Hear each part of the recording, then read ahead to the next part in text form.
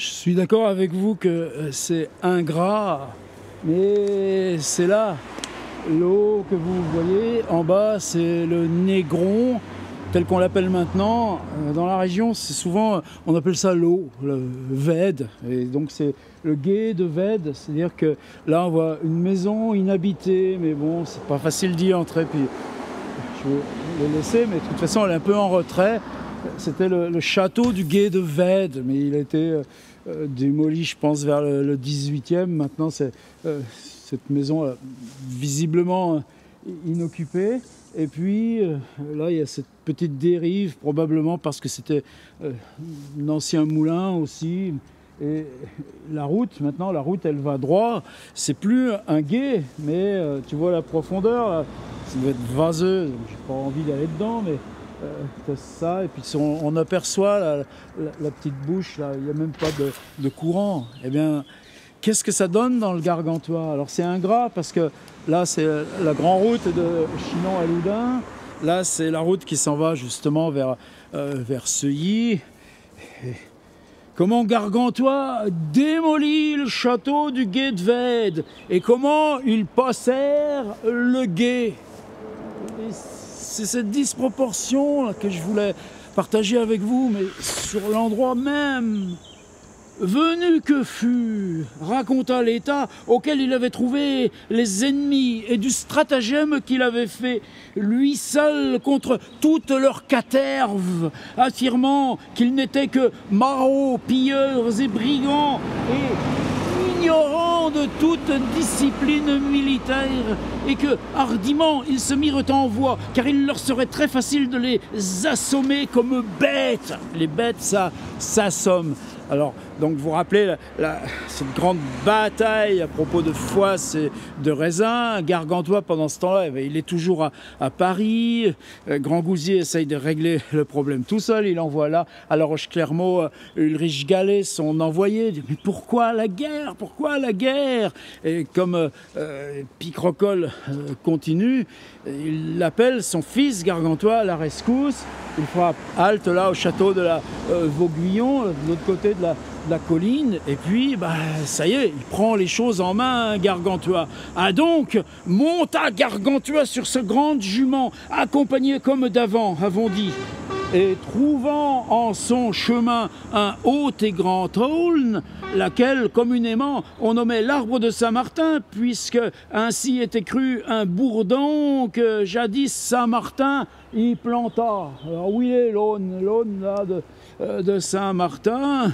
Voici ce qu'il me fallait. Cet arbre me servira de bourdon et de lance. Lâche un arbre, ça lui suffit comme arme. Ça aussi, c'est un symbole. Qu'est-ce qu'il te faut pour résister?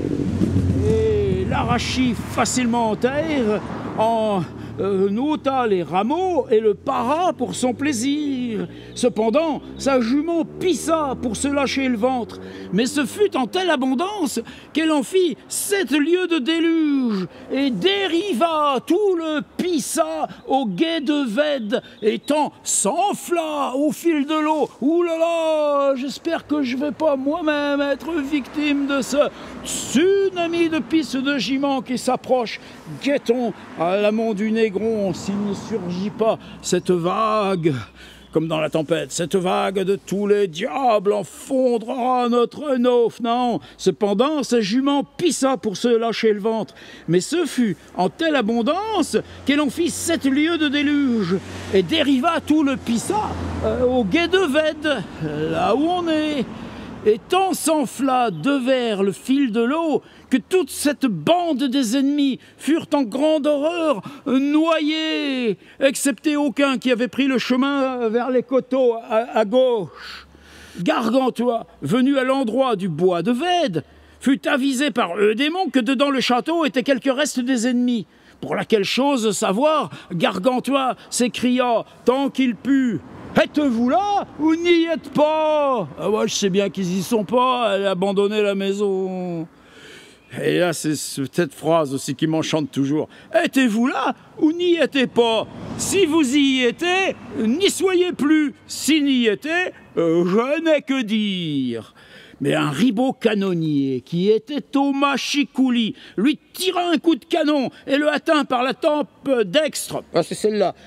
Furieusement, le mot furieusement, toujours ce goût des adverbes chez Rabelais. Toutefois, ne lui fit plus pour ce mal, en plus que s'il ne lui eût jeté une prune. Qu'est-ce cela, dit Gargantua, nous jetez-vous ici des grains de raisin?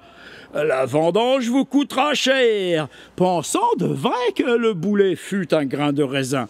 Ceux qui étaient dedans le château, amusés à la pille, entendant le bruit, coururent autour et forteresse. C'est où?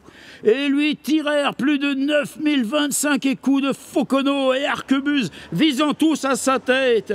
Et si Menu tirait contre lui, qu'il s'écria « Ponocrate, mon ami, ces mouches ici m'aveuglent, baillez-moi quelques rameaux de ces saules pour les chasser. » Pensant des plombées et pierres d'artillerie que ce fussent mouches bovines. Ponocrate l'avisa que ce n'était autre mouche que les coups d'artillerie qu'on tirait du château. Alors choqua de son grand arbre contre le château et à grands coups abattit tours et forteresses et ruina tout par terre. Par ce moyen furent tous rompus et mis en pièces ceux qui étaient en Iseluy. De là partant, arrivèrent au port du moulin et trouvèrent tout le gué couvert de corps morts. Là, c'est du nénuphar. En telle foule qu'ils avaient engorgé le cours du moulin, là où le petit bras rejoint le grand bras. Et c'étaient ceux qui étaient péris au déluge urinal de la jument.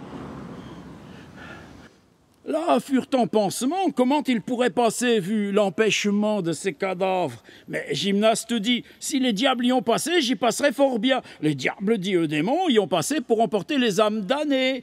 Saint-Aignan, dit Ponocrate, pardon, que conséquence nécessaire, il y passera. Voir, dit Gymnaste, où je demeurerai en chemin, et donnant des éperons à son cheval, passa franchement outre, sans que jamais son cheval eût frayeur des corps morts. C'est bourré de cadavres. Qu'est-ce que tu fais? Bah, tu passes sur les cadavres, t'hésites, et bah, t'y vas avec ton cheval, et puis voilà comment ça passe. Sans que jamais son cheval eût frayeur des corps morts, car il l'avait accoutumé, selon la doctrine de Hélion, à ne craindre point armes ni corps morts. Les armes font peur, eh ben, les cadavres sur les champs de bataille font peur aussi. C'est ça aussi, Gargantua. Non en tuant les gens, comme Diogène tuait les Thraces et Ulysse mettait les corps de ses ennemis au pied de ses chevaux, ainsi que raconte Homère, mais en lui mettant un fantôme parmi son frein et le faisant ordinairement passer sur Iseluy quand il lui bâillait son avoine. Comment t'habitues ton cheval à ne pas avoir peur des cadavres, des corps morts dans la guerre? Eh bien, quand il mange son avoine, tu passes à un petit fantôme. On en apprend des choses. Les trois autres le suivirent sans faillir, excepté Eudémon, duquel le cheval enfonça le pied droit jusqu'au genou, dedans la panse d'un gros et gras vilain qui était noyé à l'envers, noyé ventre en l'air, là, dans l'eau du gué de Vède. Et le cheval, bouf, le pied qui s'enfonce dedans. Un gros et gras vilain qui était noyé à l'envers et ne le pouvait tirer hors, ainsi demeurait empêtré jusqu'à ce que Gargantua, du bout de son bâton, enfondra le reste des tripes du vilain en l'eau, cependant que le cheval levait le pied. Voilà, c'est raconté. Et que, chose merveilleuse en hippiatrie, fut le dit cheval guéri d'un fureau qu'il avait en Iseluy-pied, par l'attouchement des boyaux de ce gros maroufle. Vous avez un petit bouton là dans les doigts. Eh ben, voyez où il y a un bon cadavre là, qui flotte le ventre en l'air. Oh, foncez la main. Oh, tirez là. Et regardez-moi. C'est guéri. C'était pour faire connaissance au gué de Vède. Endroit si important dans le Gargantua. Et regardez-moi ce qu'est ça. Sauf l'autre jour, je passais là en voiture, je réfléchissais à comment tu ferais justement la lecture du texte du Guet-Ved au Guet-Ved.